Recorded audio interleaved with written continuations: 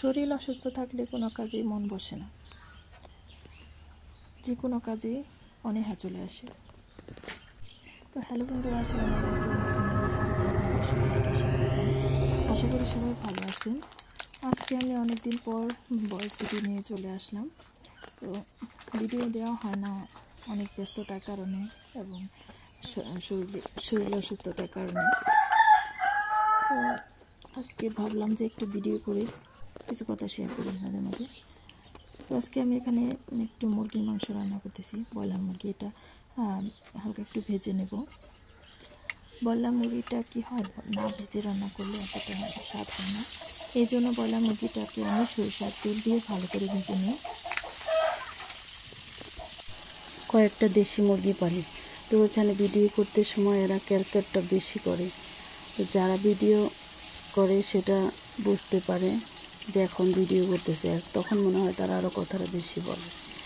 আচ্ছা, এখন এর মধ্যে আমার ভাজাটা হয়ে গেছে। তারপরে আমি এগুলো উঠিয়ে তারপরে তেলের মধ্যে তেজপাতা, দারচিনি এবং পেঁয়াজ, কাঁচামরিচ সবগুলো দিয়ে হালকা একটু ভেজে নেব।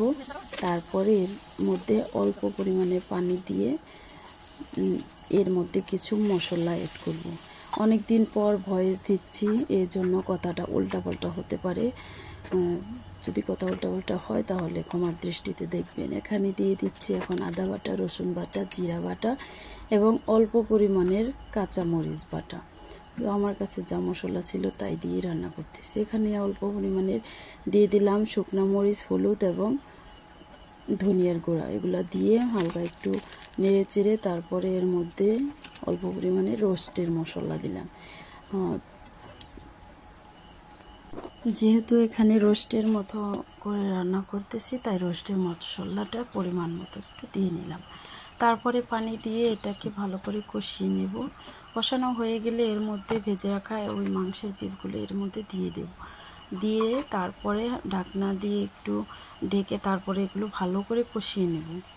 ব্রয়লার মুরগিটা কি হয়, এটাকে ভালো করে না কষালে রান্নাটা বেশি একটা ভালো লাগে না, এই জন্য আমি একটু ভালো করে কষিয়ে নিচ্ছি।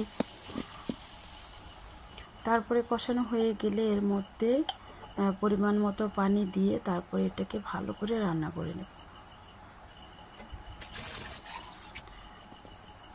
আমি রেসিপি ভিডিও করি, তো কি করব, আমার একটা আলসামি কি ভয়েস দিতে খুব আলসামি লাগে, কারণ আমি কথাটা গুছিয়ে বলতে পারি না।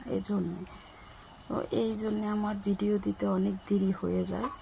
তো ভিডিও করা থাকে, দেখা যায় ভয়েস দেওয়া থাকে না, এই জন্য ভিডিও দেওয়া হয় না।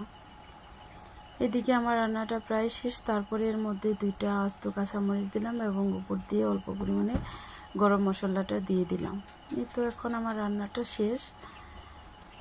তো রান্নাটার রেসিপিটা কেমন লাগলো কমেন্টে জানাবেন। আর নতুন বন্ধু হয়ে থাকলে সাবস্ক্রাইব করে পাশে থাকবেন। ফেসবুকে দেখে থাকলে পেজটা ফলো দিয়ে রাখবেন। ভালো থাকবেন, সুস্থ থাকবেন। আমার পরিবারের জন্য দোয়া করবেন যাতে আমি নতুন নতুন ভিডিও নিয়ে আসতে পারি। আল্লাহ হাফিজ।